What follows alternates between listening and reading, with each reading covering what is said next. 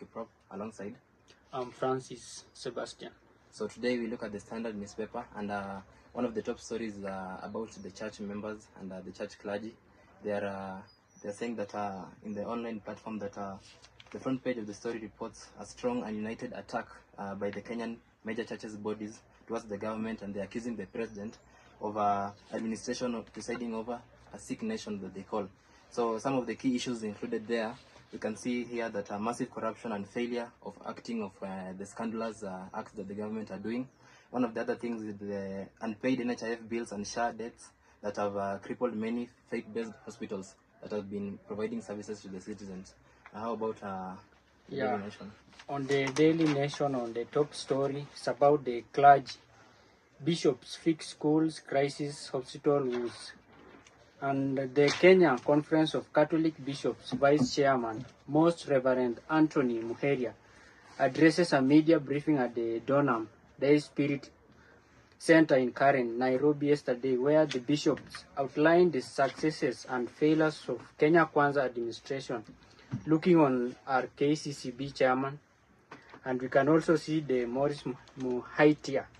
Yeah, that's the top story on Daily Nation. Maybe back to you on the Standard. Yeah, so in page 2 of the Standard, we can see that the church is continuing to decry and overseek nation and calling on to the president on bad governance. So as I was looking at the online platform also, I found out that the key points here is that the government is ignoring public suffering. You know, Kenyans are going through a lot, and one of the things that was actually mentioned was that corruption is going on and it is not being treated as it should be. People have normalized, you know, corruption cases by the government, and that is very alarming to the church also. And also the laws being rushed without public participation. So laws are just being passed without even public, you know, participating in it, making laws. You know, the rule of law is that the people are the ones who make laws. Yeah, that's not the case here by the government. So that is the major stories in page 2, continuing with the church, you know, winning the president on a sick government. Yeah, and also on the Daily Nation, page 2, and I think this is the most interesting one. It's about the Suba North MP, Millie Odhiambo. Yeah, she had this a long-awaited bid, and it was championed by her. And it set strict penalties for cloning, commercials, surrogacy, and sex selection. And she asked why you will be jailed 10 years, pay 10 million shillings, fine if legislators pass fertility law. Oh, that's alarming. Because there's another intriguing story actually in page 14 of the Standard, and it's talking about, you know, a woman sues IVF clinic for 300 million shillings over a baby from the wrong embryo.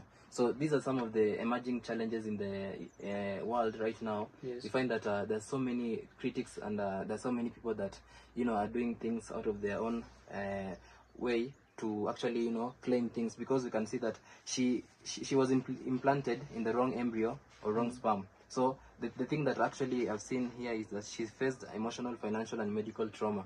You can see that this woman, she's seeking a DNA testing fee of around 550,000 Kenya shillings. Yes. She's also seeking there's something called ongoing therapy and special education needs, additional care for minor. So the whole budget is actually coming to cost something like 300 million shillings. So it is very alarming. Yeah, thank you. I think those have been our top stories on the Standard and the Daily Nation. Thank you for staying tuned. You can follow us on our social media platforms. I've been Francis Aura alongside Melvin Kiprop, and thank you for having us.